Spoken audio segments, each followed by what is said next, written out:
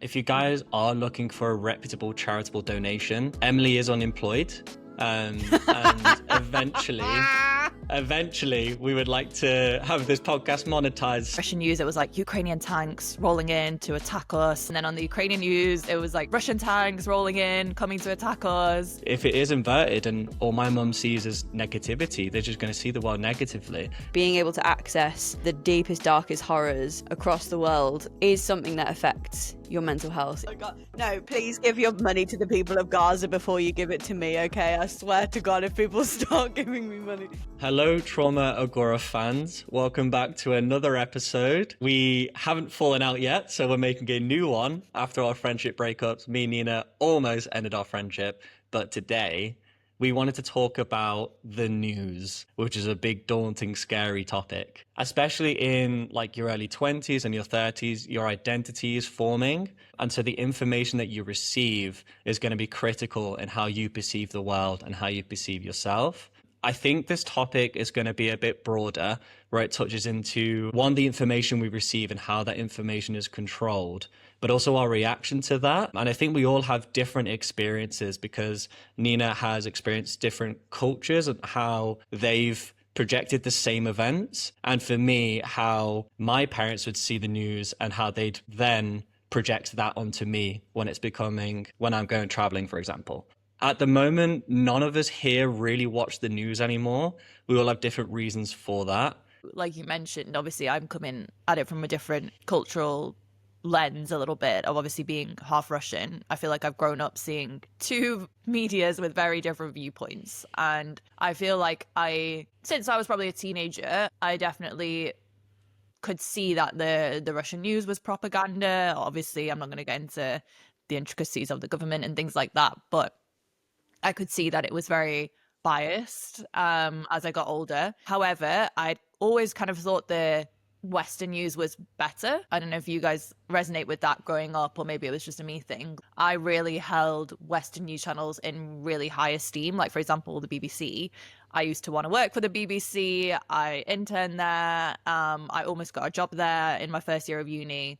Then around this time, it was around 2013, 2014 was kind of when I started to wake up to the news a little bit, because I would see these very different stories of what was happening from, family and friends that were there on the ground in Crimea and East Ukraine when all of that started, compared to what was in the Russian news, compared to what was in the Western news, and led me to realize that every news outlet is biased. Like, even the ones I'd held in high regard, like every news outlet is trying to tell its own story and have its own viewpoint. People I'd met when I was traveling as well. I told the guys a fun story the other day that when I was in Bali a few years ago, I met a couple from Crimea and they were watching, they had the Ukrainian news on TV. This was around 2013, 2014 when the Crimean annexation happened. They had the Ukrainian news on the TV, they had the Russian news with a VPN on the laptop, and they had the same video of tanks rolling in. And on the Russian news, it was like Ukrainian tanks rolling in to attack us, like blah, blah, blah. And then on the Ukrainian news, it was like Russian tanks rolling in, coming to attack us, blah, blah, blah. And then the couple that was telling me the story, they said they found the actual original video on YouTube, and it was like 5 years old, and it was irrelevant to either conflict. Things like that, obviously, like I said, I kind of started to doubt the news around this time, 2013, 2014. And then hearing these stories of when I went traveling, meeting these different people and hearing their perspectives of why they didn't watch the news and why they didn't believe in it, I think that just compounded to it. And I guess that was my realization, was that no news outlet is better than the other. I mean, there are what they call independent news outlets, but I mean, I find it hard to trust anything that's not just from someone on the ground, like from what someone's seeing. And I think it's crazy because even with videos, with social media, like people posting stuff on YouTube, with AI these days, that can be doctored. So it's so hard unless you're literally there. I feel like it's very hard to trust and believe what you see. But yeah, that's my spiel on basically why I stopped believing in the media. Yeah, it's interesting because I think to contextualize it, if we look at why the news exists. So the original acronym for the news is notable events, weather and sport. That's all it stands for. Yet if you look at the original news outlets when they first started, coming out. Obviously, you got the newspapers, then you got TV, and we can go to social media because that's even more intricate and complicated. If you look at the main goal behind the news, it is to keep you watching the news. If it was just, oh, okay, here's a completely balanced account of what happened. Here's it from this side. Here's it from this side. It might be really interesting to some people. However, it might not have a better attention compared to this is all the negative things that are happening. We're about to go to war with X, or, this happened down your street. This happened in your town. And one of the reasons why I stopped watching the news is how my parents would consume it every evening. And the nature of it, I think they watched ITV and BBC, so two very big UK news providers. 90% of the news was completely negative. And when I realized that, I was like, wow, if this is all the information you have, which isn't balanced, because again, if you look at it from an evolutionary psychology perspective, I think all life forms are designed to be negativity bias, which basically means seeking danger and avoiding danger to survive. If you manipulate that through the news, these are all the scary things that happen around you. You're going to be way more hooked on that than here are all the nice things around you. And when I was saying to my parents, I'm going to go traveling, I could say I was going to Portugal. I could say I was going to Thailand. I could say now I'm in South Africa. Obviously, they all have their individual dangers. But every time my mum would sit me down and have some version of, I don't want you to die. You're going to get mugged. You're going to get murdered. You're going to have this, that, and the other. And I wonder why her perception is that. One is because she hasn't actually done traveling in the same respect. So she hasn't generated the same experiences that I have. And two, all her perception of the world is 90% negative. And the funniest thing is when they show you the 10% that's positive, it's usually like, oh, we got this cat down from a tree the other day. That's all right, isn't it? And I swear to God, they're doing it purely to be like, okay, let's not be all doom and gloom. Here's like this dog that looks really cute. And like that would just be the level that it has. I think if you watch the news now, just notice how they do the roster. It will be 4 or 5 really negative things. Economics collapsing, this war's kicking off. And then the one positive thing would be like, this farm is now selling a new type of grape. It would just be something really silly and inconsequential to probably make themselves feel more balanced or feel like, oh, we are giving you a balanced account of how the world is. And then going back to my mum, like, it makes perfect sense if, one, she hasn't done traveling, and two, all she sees is negativity things. And three, she's a mother, so she's going to try and protect me. And then what I've noticed on the ground, and I've traveled to, it's not like a humble brag, but I've traveled to different... Traveler. Yeah. Jake's on his extended gap year. Yeah, yeah, exactly. Gap year at age 26. The infinite gap year. That's what it is at the moment. It's like the equivalent of doing your degree, then doing your master's, then doing your PhD, and then getting out at 30 and like actually having to go into the real world. They're like, I can't do this. So they do a second degree. This is my level of doing that. In particular from the last episode, friendship breakup. Very, very true. Yeah. But then now it's like I've been on the ground, and I in my opinion, yes, there are maybe 10% of people who are bad. Obviously depends on where you are, but most of humanity is actually really good. I've met some incredible people from all over the world in very different cultures, and they are fascinating people, and most of them are good. But then if it is inverted and all my mum sees is negativity, they're just going to see the world negatively. Whereas if I am on the ground and I see the goodness in everyone, I'm going to see the goodness in everyone. That doesn't mean that I'm naive, and it doesn't mean that my mum is ignorant. It just shows that the information that we both receive is going to be absolutely critical in how we perceive the world and how we perceive ourselves. So that was the main thing why I stopped watching the news. I really want to let Em go because poor Em's been silent. But she's been on mute for 10 minutes. Mike, yeah, I just muted it because I was like... Only because, well, first of all, I sneezed whilst one of you were talking, so I didn't need that coming through on the mic. Second of all, I just wanted to let you cook for a minute, because I do think we're 10 minutes in and we've already covered 2 massive topics, and I didn't really want, like, we've just jumped from 2 entirely different things there, so I just wanted to let you both cook away and say your bit, because I have retort to about 17 different things that were just covered. So I think we do need to probably dive a little bit more into what Nina's brought to the table straight off the bat, and also what Jake has said there. But I would, if it's okay with you both, like to just take a few steps backwards because we've covered two specific things that are really important. The overarching reason that I think we all decided it was important to do this episode was because world events and sort of 24-hour news, the culture of sort of 24-hour news and being able to access the deepest, darkest horrors across the world at like just the click of a button on the internet is something that affects your mental health. It causes trauma. And that is why we want to speak about it, because it's not your typical trauma, I guess. It's something that's just widely accepted. It's something that people just kind of go, well, it's the news. Like, we're supposed to know what's going on everywhere all at the same time. And that's not sustainable. It's just simply not something Why, that people though? can...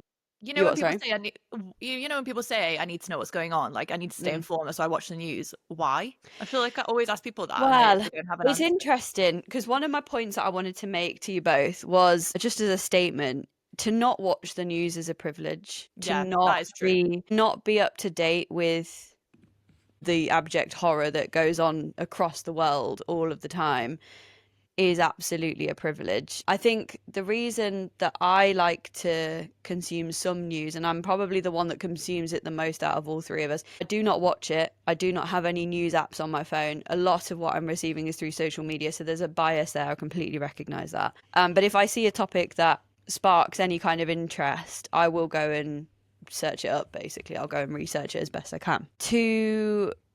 The reason that I think it's a privilege to not keep your finger on that pulse is because I'm sat here in the comfort of my own like home as a white person with no real kind of struggle other than the fact that I'm trying to find a job. That is kind of it.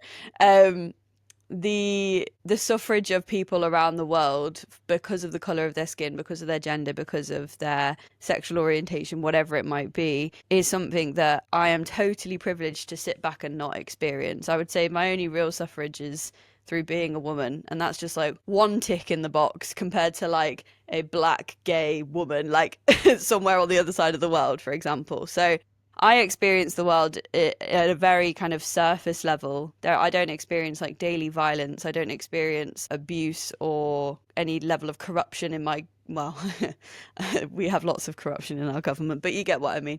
I'm not currently in a very war-torn country, for example. And that for me, I do feel I have a responsibility to keep somewhat up to date with what's happening.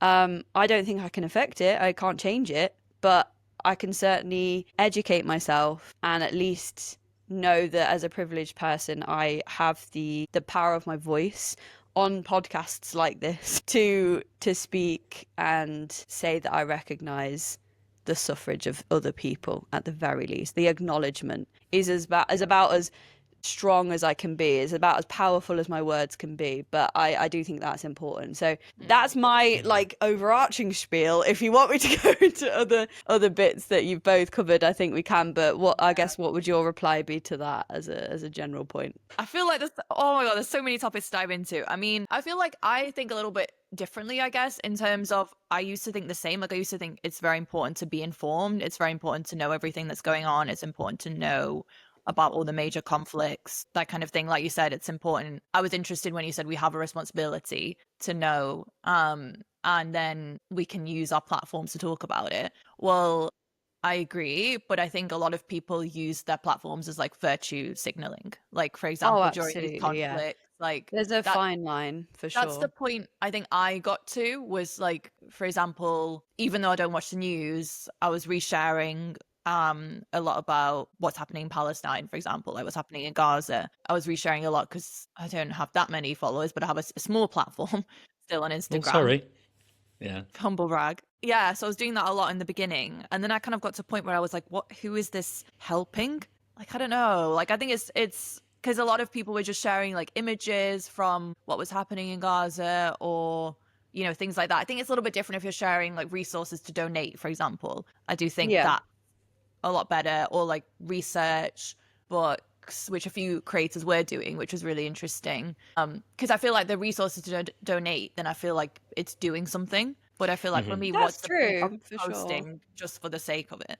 I guess that's like, okay to just post for the sake of it, though. Like there will be people that like even if you had 100 followers, you're still projecting your voice to 100 people, and 50 of those people might not watch the news. Like, it's quite a common thing for our generation to not watch the news and only absorb things through social media. To be outraged by something is a brilliant thing, I think. Like, it's a really intelligent thing to share your emotional reaction to something horrible, because you're maybe speaking for the people that can't, for one, and they can't share their outrage and their horror at something, and two, you may well be exposing somebody to that problem for the first time. You may well have one Instagram follower that sees your story and goes, oh, I've not heard about what's going on in Palestine, actually, let me check that out. And then that becomes a social movement, doesn't it? Like, I'm not saying that you will be the reason that the war ends and everyone sings Kumbaya, but it's a really simple sentiment of spreading news with your own, maybe your own biases, to project some sort of change in the world. And I think that's really important.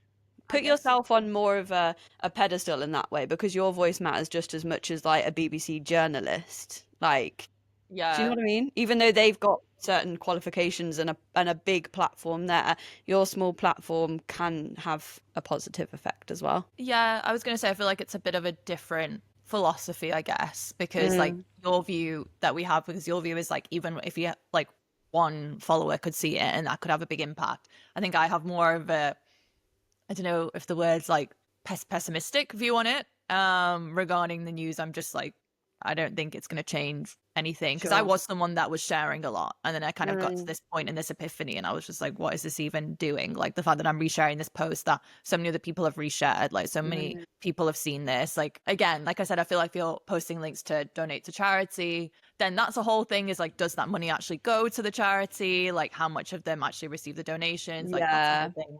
I have the same thing about charities as well, by the way. Like, I get really nervous that they're as corrupt as any other big business or something like that. So I do feel you on that. I mean, Jake, are you like of a similar opinion? Because it's important, I think, to give some balance there as well. Yeah, I think balance is the word that I was thinking of this entire time, and it was a very good keyword. If you guys are looking for a reputable charitable donation, Emily is unemployed, and eventually we would like to have this podcast monetized. So before we set up the Patreon, I'll add a link in the description to donate to Emily's GoFundMe. Yeah, Emily's GoFundMe to get her. That's not even funny. Oh my god. No, please give your money to the people of Gaza before you give it to me, okay? I swear to God, if people start giving me money. I mean, thank you and everything, but hard launch of my unemployment there as well. Thanks, Jake. Yeah, so Emily's struggling a lot. She lives near Birmingham as well, so it's a very difficult. No, don't, because if it really does go downhill, I'll have to move to Birmingham. That'll be what it is. Exactly. Yeah. Terrible times. But yeah, I think for me, the word balance is the most important thing. And it's maybe a better word is it's a double-edged sword. Yes, we have our own sphere of influence, which is brilliant, because if you want to amplify things that you care about, obviously my original anecdotal story is very specific to like traveling, for example, but it won't apply for this is a really important movement about women's rights that I want to amplify. I wouldn't say that just stop taking any of it in because, it might be, it might have not have all the information. Yes, that's correct. It's really good to amplify it in that way. But then also the balance on the other side is, and yes, you don't have to be qualified. You don't have to be in the ground to care about something and be outraged about something. But at the same time, you do have a lot of influence for someone who hasn't been in the ground or has a journalist degree or has taken all of the information, balanced it out, all that kind of stuff. So it's more like understanding that nowadays people have so much power without having maybe the experience or all the information. And on one side it's brilliant, but on the other side it's just being careful of like what you do share. And again, there's some really black and white things, which is like human rights, like women's rights, like sexuality and race, all those kind of things are pretty black and white of it's very good to have equality in those situations. That's not a controversial thing to say. But the story that you said, Nina, about how some people are seeing the same footage with a different headline, and now they're both amplifying it through their circles, and then that creates an echo chamber, and then all it does is just make it more partisan and more divisible. That's something I'd say in terms of, it is definitely a balancing act, and how you receive the information, how you respond to the information. It's great to be outraged, but if it starts affecting your mental health and you don't have control over the situation beyond setting up a charity, for example, I mean, that would be an incredible thing if everyone did that, but that's obviously not the case. That's the only thing that I'd say on that for my 2 cents. Yeah, I totally agree. You've got to be careful, haven't you? Like, you have to draw a line somewhere with your own personal involvement, don't you? But Nina, go on. I can see you were brewing. Go. Well, first, I just want to reiterate the point about privilege, because I think that's a really good point. We are privileged to be able to turn off the news. Like, we're not in a war-torn country. Like, obviously, if we were physically in a war-torn country, we wouldn't have that privilege. Like, we'd have to keep up to date with everything that was happening. But if we're talking about sharing stuff on social media, like, that's our views. I think it only works if people already think the same. Like, if people already have that viewpoint. Like, if someone has that's a huge topic. If someone has an opposing view to you, it's not going to change their mind. So that's why I started to realize it was a bit pointless, because going back to the whole like Russia-Ukraine thing, like when the war in Ukraine started, I shared what I think was a very neutral statement, where I was just like, I'm really sad for like any civilian loss of life, like whether it's Ukrainian civilians, Russian civilians, like this has torn apart like my own family and friends. We're really saddened by this situation. Like, I was really emotionally affected. Like, I cried for days when the Ukraine war happened, and like my mum didn't leave the house for a month, for example. So like we were really emotionally affected by it. So I posted this, and it was a very emotional statement about like how I was feeling. And I had a couple of people, one person in particular, in my inbox just arguing back with me on it and just saying like, I don't know, like she wasn't even I think she was French, she wasn't even Ukrainian or anything, but she just starts arguing with me on it. And I said to her, I was like, well, this is what my family and friends are saying that they've seen, like they've sent me videos of XYZ. And then she was like, that's fake news. And I was like, well, this is what my family and friends have seen with their own eyes. And then she was just like, no, that's fake news. So it's like, when people have a viewpoint, I feel like even like it was such a neutral statement. Do you know what I mean? It was such a it wasn't even a statement, because I'm not biased on the other side. I am sympathetic with both sides, but it was very neutral overall. So for her to react to that and send me that, like, start this argument over that, made me realize that, yeah, basically it only works if people already agree with you. Like when I was posting about Palestine, I had Jewish people that follow me start arguments with me as well and stuff like that. So I think it just depends on your bringing your background, what news and media you're consuming as well. And someone's couple of Instagram posts isn't really going to change that. So I think that's why I have a bit of is it nihilist perspective, Jake? Nihilist, where yeah. you think like you can't affect anything. It's quite a morbid experience, and like technically it's true as well if you're definitely factual about it. All right, that's it for today's chaos. Thanks for joining us in the Trauma Agora. If you can relate, make sure you hit follow, send it to your mate who really needs to hear it, and come and find us on socials for some extra nonsense. We'll be back in 2 weeks. Same vibes, new existential crisis. See you then.